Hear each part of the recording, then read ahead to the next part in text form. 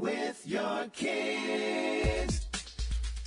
Hola, ni hao, konnichiwa, assalamu alaikum, shalom, mahaba, moni moli wanji, namaste, jumbo, bienvenidos. Hi, my name is Jed Lee, and this is the Reading with Your Kids podcast. We are coming to you from the beautiful neighborhood of Reedville in the southwest corner of Boston, Massachusetts. We are so honored and so very happy that you are joining us in our mission to help all families grow closer through reading.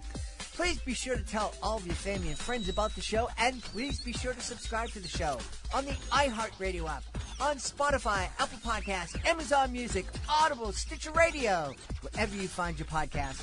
Our guest today is Jess McGeachin. He is here to celebrate the Lost Library. Before we invite Jess into the studio, we want to invite you to connect with us on social media, facebook.com/readingwithyourkids, at Reading With Your Kids on Instagram and TikTok. If you're on Twitter, it's at Jedley Magic. We also have a great Reading With Your Kids Pinterest page. We also have a great Reading With Your Kids YouTube channel. And coming soon, we're going to have a Drawing With Your Kids YouTube channel and drawingwithyourkids.com. And our guest, one of our first guests, will be Jess McGeachin, teaching us how to draw a great bookshelf dragon. It's a lot of fun. We talk a little bit about it here in this interview. Oh, also, we want to encourage you to visit our website, readingwithyourkids.com. You can use the contact button at the top of the page to let us know what we're doing well, let us know what we could be doing better, and let us know who you would like to hear in a future episode of the Reading With Your Kids podcast. Join us right now from the beautiful nation of Australia, where it is like 3 o'clock in the morning. Our guest is here to celebrate the Lost Library, a beautiful picture book. Please welcome to the show, Jess McGeachin. Hey, Jess, how are you? Hey, Jed, I'm very well. Thank you so much for having me. First off, thank you so much for being up at this ungodly hour of the morning. I really appreciate it. That's quite okay. It's quite nice and quiet, actually. Tell us all about the Lost Library, please.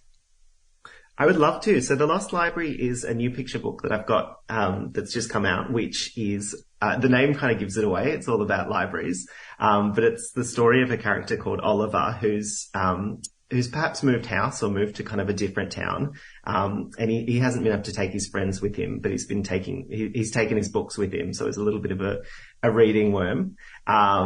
And it's kind of through those books that he discovers that this new town that he's moved to has a magical secret library, that you can kind of only get to through a secret door, which I won't give away.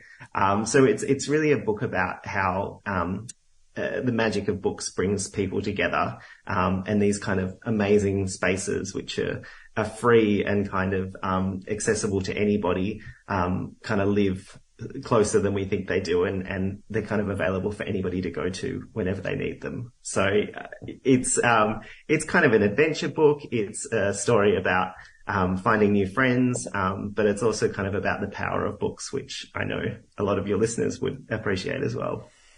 Books really are powerful, and we've really celebrated the fact that books can be windows, mirrors, and sliding glass doors, giving us a chance to see ourselves in the pages of books, giving us a chance to see others who might speak a different language or have a different culture, and ultimately giving us a chance to come together through the pages of books to really understand that we are all part of one beautiful human family. And books also give us a chance to travel all over the world and back in time and dream about what the future might be like. Absolutely. And I'm so glad you mentioned that, because it was, this was a book that was written just before kind of COVID and things like that. But for me, it took on a completely new meaning, as I was kind of working on it, and I couldn't travel to these places, and, my characters could, which I was a little bit jealous of, but, I did do a lot of reading during that time, and books became that kind of window into different worlds. So very much, I think it's a book about traveling without having to leave the library, which is something I really enjoy doing. You mentioned COVID and the lockdown that the entire world experienced, and there are people made a lot of different choices of how to spend all that free time that they had that they never had before. So many people watched Netflix to the very end and saw everything that was available on Netflix or whatever streaming service. You chose to read books, and I think that's, while Netflix and videos and movies are wonderful and they can really kind of spark our imagination, books spark our imagination in a different way. I think we have more control over books. Books kind of empower us a little bit more and make us work a little bit harder too. I agree. Yeah, I think it's that it's the space in between the pages that is the most exciting part. It's the kind of and that's what's so great about the medium of picture books too, because you're sort of telling two stories. You're telling a story with the words and you're telling a story with the pictures. And then there's actually a third story, which is where the reader's finding kind of space in between the two different ways of absorbing stories, I suppose. So yeah, I don't think video does that in the same way. And it's been really heartening to kind of get back out into schools again after lockdown and see how many kids did rely on reading. You know, I'm sure there was lots of binging on terrible television as well. But if anything, I think that people have kind of fallen in love with books even more than they had a few years ago. So I'm really heartened by that. Yeah. And to me, the difference between reading with our kids and watching TV with our kids, which can be very valuable. And I definitely encourage parents, if your kids are sitting down and watching TV, sit down and watch it with them. Talk to them about it. But there's something hypnotic about the flashy stuff that especially with kids' videos and television programs. It's so quick. It's so flashy. It almost puts kids in a hypnotic state. Whereas when you're reading with your kids, it's kind of like, I have these beautiful memories of my kids just like melting into me as we were reading books together. It's such a physical act, isn't it? Like I think having to, turn the page of a book and having to find a comfortable spot. I guess in a sense that you can do the same with watching, watching TV, but, you're right. It is quite it takes your whole body to read a book, and there's something really, nostalgic about that for a lot of people, I think. Yeah. Absolutely. Yeah. Now, I want to talk about libraries, in a bit, but before we get into that, what inspired you to become an author, illustrator of kids' books? Oh, good question. So I've always been a drawer. I've always loved kind of drawing. The writing side came a little bit later for me. So I kind of, I actually studied graphic design, when I kind of got a bit older and went to uni. But it was always kind of drawing, was something I wanted to do. And then I had an opportunity to move overseas for a couple of years, with my partner. We moved to England, to Oxford, and it gave me a period of time to focus on drawing, but then kind of realizing that there was this other amazing medium where I could add words to it, which was picture books. And I just got such a joy out of kind of telling stories and writing them and drawing the pictures that I did one and then I did another one and then I kind of couldn't stop. And that's, if anybody's been to that kind of side of the world, they've got some amazing libraries and art galleries as well. So I think very much this story is one of the first that I wrote from that journey of kind of falling in love with making books, but also being in a place that has a lot of old books. Mm-hmm. And I really enjoy keeping sketchbooks and, kind of documenting the world around me. So for me, writing is an extension of that, documenting the world around me as well, I suppose. Mm-hmm. So lots of love of books growing up, but only kind of recently being able to transition into making them, which has been a delight. You mentioned libraries, and they are a really special kind of magical place, but I don't know what it's like in Australia or England, but I know here in the States, libraries are they're not in, well, I don't know if endangered is the right word, but they're facing a lot of challenges. And they don't have the funding that they really need, and a lot of libraries are struggling. We just did a series celebrating school libraries here in the States, and it was inspired of one of our interns, Nicole Belcastro. When she came to the podcast, she had written an article in which she discovered that in Boston Public Schools, one of the oldest school systems in the United States, that 40% of the schools do not have a school library. And wow. She was horrified by that fact. Terrifying. Yeah, and I was able to confirm that because my wife taught in the Boston Public Schools for 34 years, and the last school that she worked at did not have a library. Well, they had a cage that passes the library. It wasn't something that kids could go in. It was a place where the books were locked up, and the kids went down and they were handed a book. They weren't sure, it was like, here, this is your book for the week. What's it like in Australia? Are libraries facing the same kind of challenges? I think so, and I think endangered is actually probably a good word for it. I think the school libraries and public libraries are a little bit different, but they both sort of have those challenges. I think public spaces in general are always being questioned by whoever gets to fund them as to their value, and you can't always see that. As soon as somebody walks in, it doesn't necessarily translate to a valuable thing to somebody that's funding them, but they're so important for so many reasons and not just for the books. And I think the same is true for school libraries as well. I certainly know that there's a lot of librarians that have just gone above and beyond the last couple of years to get kids books. And I wish that they were recognized as much as they should be. But for me, in high school and primary school as well, there was definitely occasions where I wasn't a really sporty kid, and I wasn't, a super popular kid all the time. So for me, the library was a place to go that was warm and comfortable, and you could read stories, but you could also just sit and, just be, I think. And so those spaces to me are so important to everybody that needs them when they don't know they're going to need them, if that makes sense. Oh, yeah. One of the things that, we all experience this pandemic, but we all experience it in very different ways.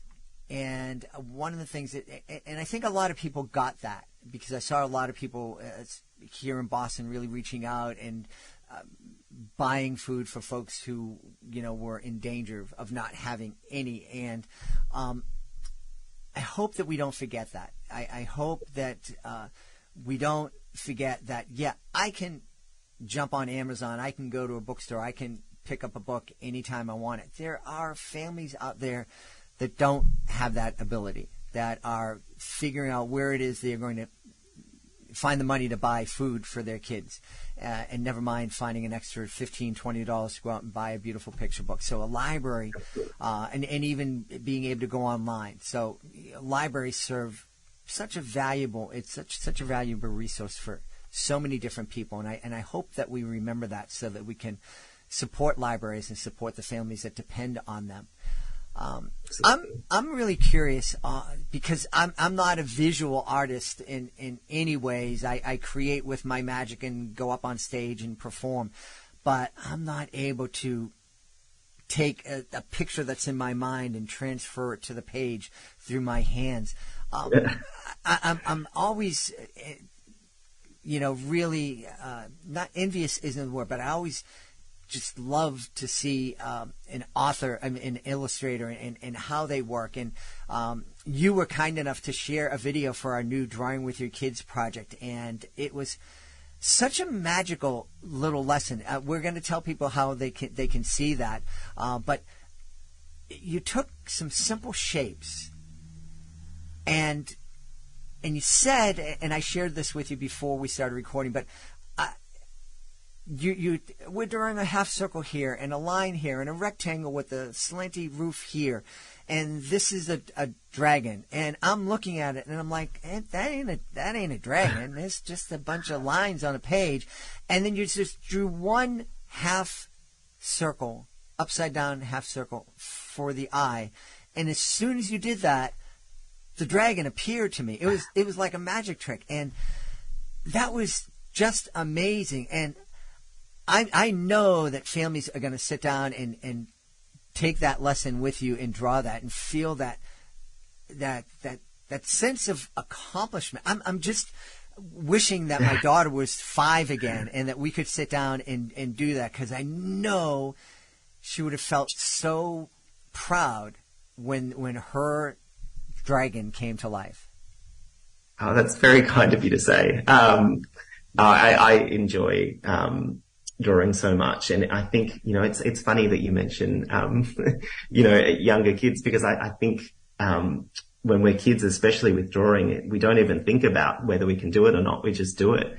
And then something happens when we get a little bit older, especially with art, and maybe writing too, where we worry about what other people think. And then, those lines, instead of getting to the last line, we kind of give up halfway through, and we don't see it become anything. So I'm so glad you drew the parallel to magic as well, because it is a sort of type of magic to make things appear from nothing. Mm-hmm.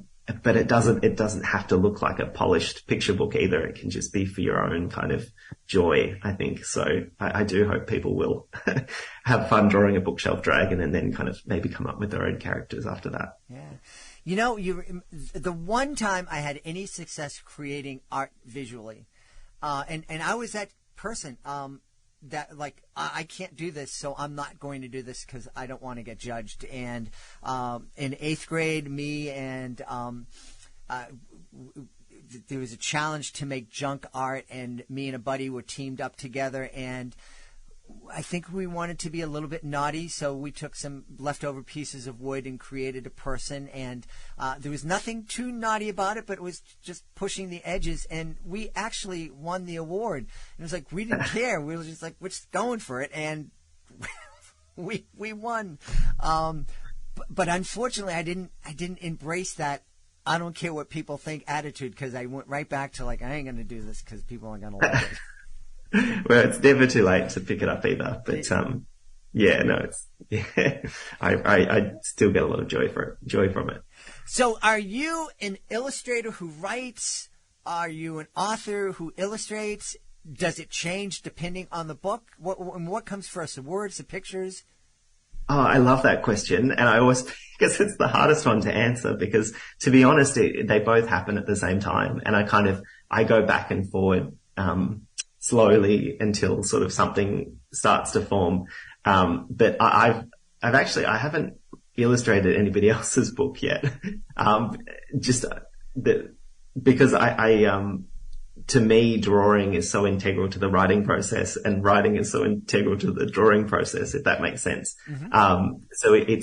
And I would encourage anybody who wants to write, even if they're not going to draw the pictures themselves, just to use drawing as a mechanism to kind of get ideas on the page.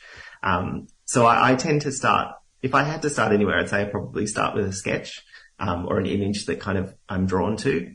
For instance, with the Lost Library, it was sketches of libraries that I was drawing at the time. Again, because I was in a foreign country and I didn't necessarily know where to go, so I went to the library. So keeping a kind of sketchbook's really integral to my process. And then it'll sort of bounce. Maybe there might be a few words that might suit that picture. Maybe it's just something really simple. And then maybe there's another picture that kind of feels like it might be the next one. And then the kind of words come a little bit more. So it's very much a back and forth process between the two. Which is not, I hope that's a good answer, because it's a tricky one to answer, but it's that magic, which I know that you do. It's that kind of, that sleight of hand, I think.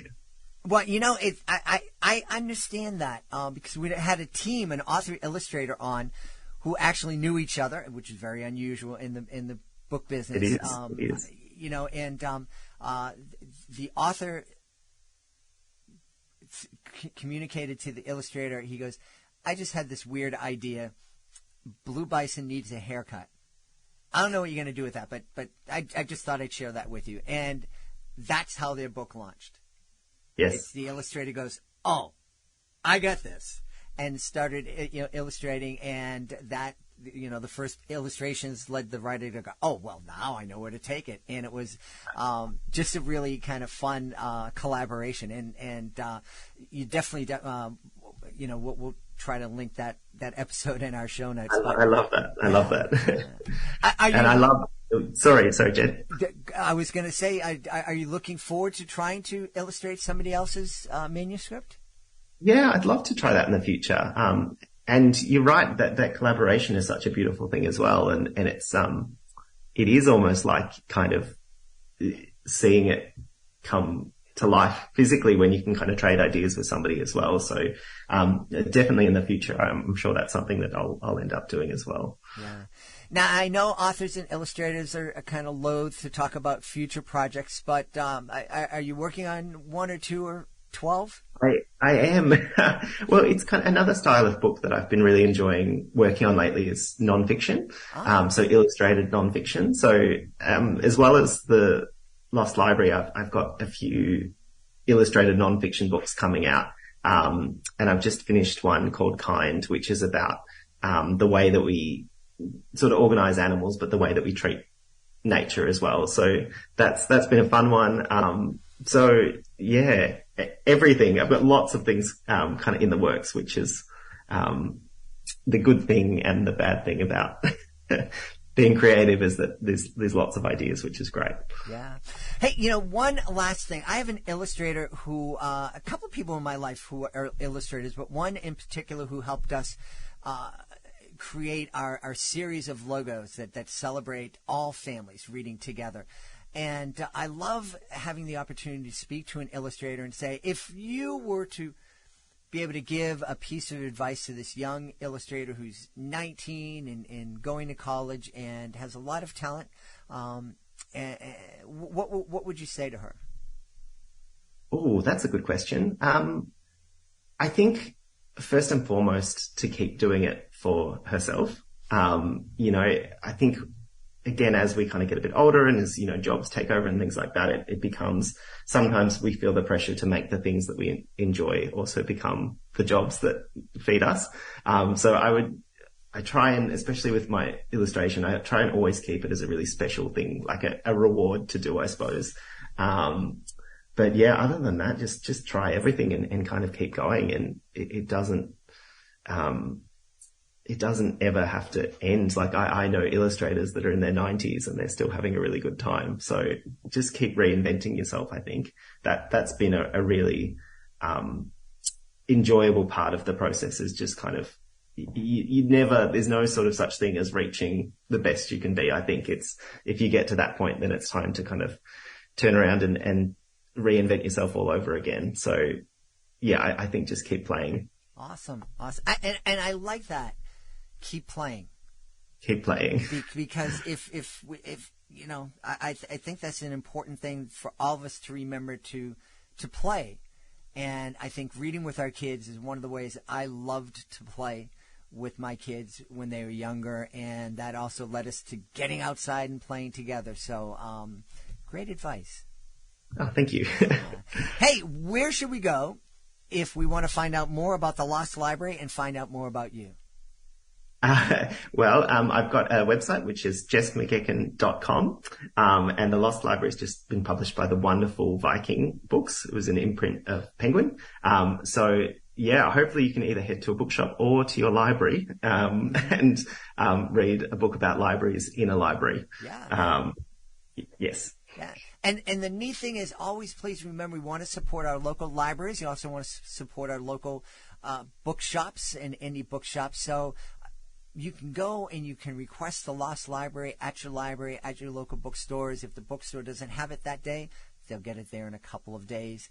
And librarians, they have to make all of these decisions as to what books to buy and bring into the library. And I know that they appreciate suggestions. They really appreciate suggestions. And they'll love that you suggest that they bring the Lost Library to their shelves. Oh, good. And I might even finish with the dedication that I wrote to librarians at the back of the Lost Library. I dedicated it to my mum, but I also said, for librarians, keepers of the magic, which for me felt, and because we've chatted about magic, that feels very appropriate too. But, I like that they're the magical gatekeepers. Absolutely. We've had a really fun time speaking to the author and illustrator of The Lost Library, Jess McGeachin. Jess, thank you so much for being with us, and thank you for being up so early. Thank you so much, Jed. Please join us for the next episode of the Reading with Your Kids podcast. It's going to be a special Thanksgiving episode of the podcast. We have something real special planned. You don't want to miss it. That's the next episode of the show.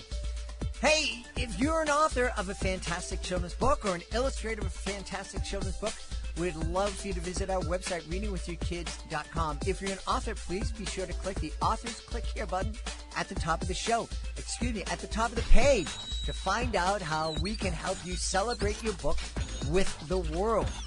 You can be a guest here on the podcast. It's fun. It's easy. It gives you the chance in a long-form conversation to tell thousands of people about your fantastic book. It also doesn't cost a thing. You can also find out about our Certified Great Read program and about our monthly promotion program.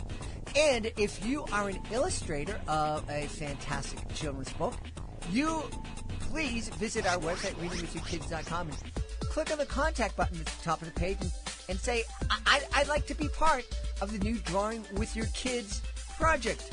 We would love to have you. I can't wait to share you Jess's video with you, learn how to draw a bookshelf dragon.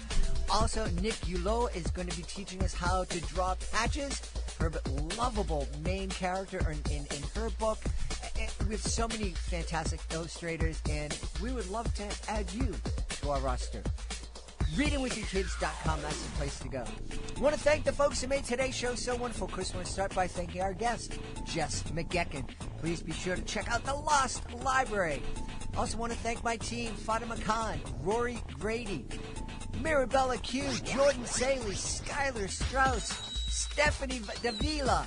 I want to thank my beautiful wife for all the support she gives me. Most of all, we all want to thank you.